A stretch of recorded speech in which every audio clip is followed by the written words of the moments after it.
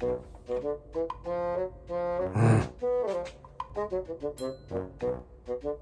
are you doing? I'm talking about a slasher movie.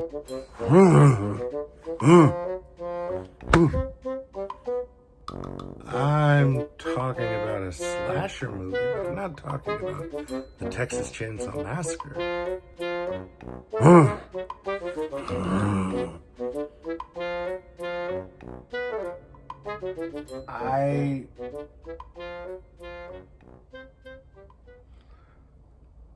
I gotta be honest with you, I don't understand a single word that you're saying. Greetings, fellow insomniacs, it's your friend and friend, good old Chunky Larry, from the Creature Features podcast and the horrifying tales of horror.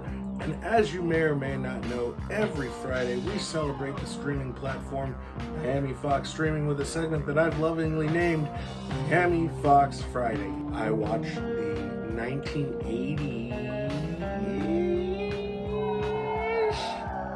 and I'll explain that in a second. The Final Terror. A couple of woodsmen take ladies with them out into the woods for some rafting.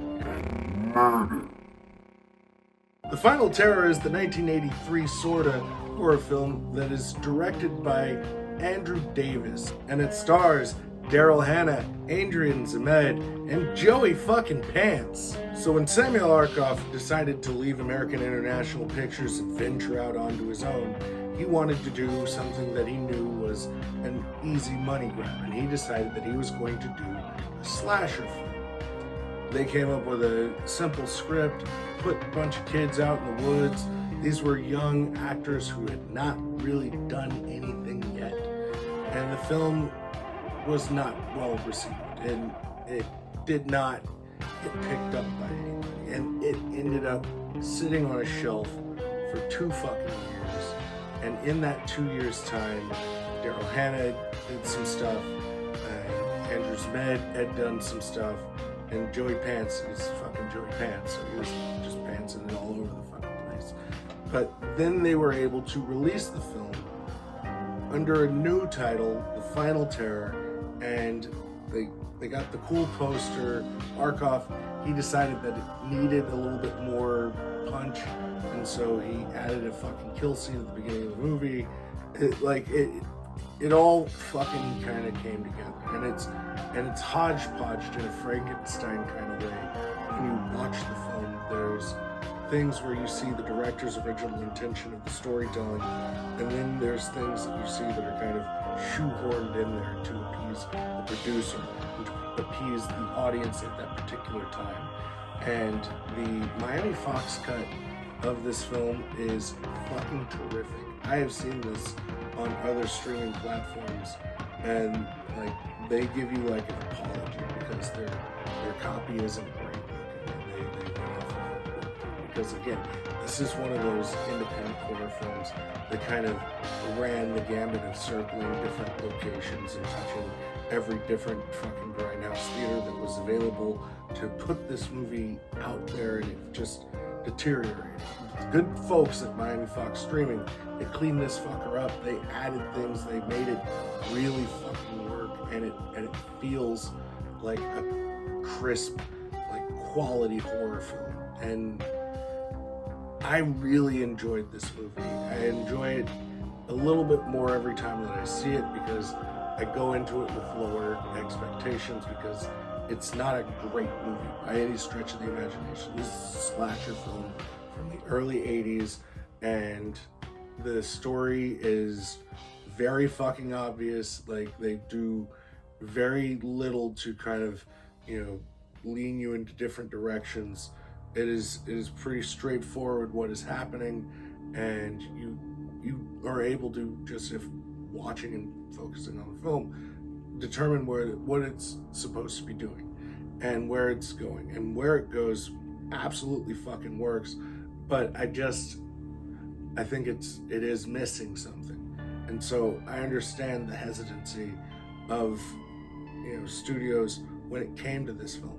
But then you see the names Daryl Hannah, Adrian Zmed, and you're just like, This guy's on fucking TJ Hooker. He was in Grease 2.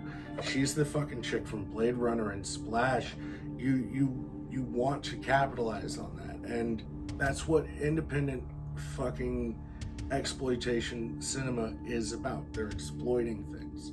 And in this film, they were exploiting these stars that hadn't made it when they made the film, but after the film was already in the can and they had made it, then it's sitting right there ready for somebody to pick it up. And that's what happened. And it gained this life on home video. And I used to watch this film back in the day on late night movie nights. Like, it was like, I want to say it would be like a late night Saturday night, and I'm up and it's like CBS or some shit like that, and this fucking movie comes on. And at that point, you know, I wasn't inundated with slasher films, so the tropes didn't feel as tropey.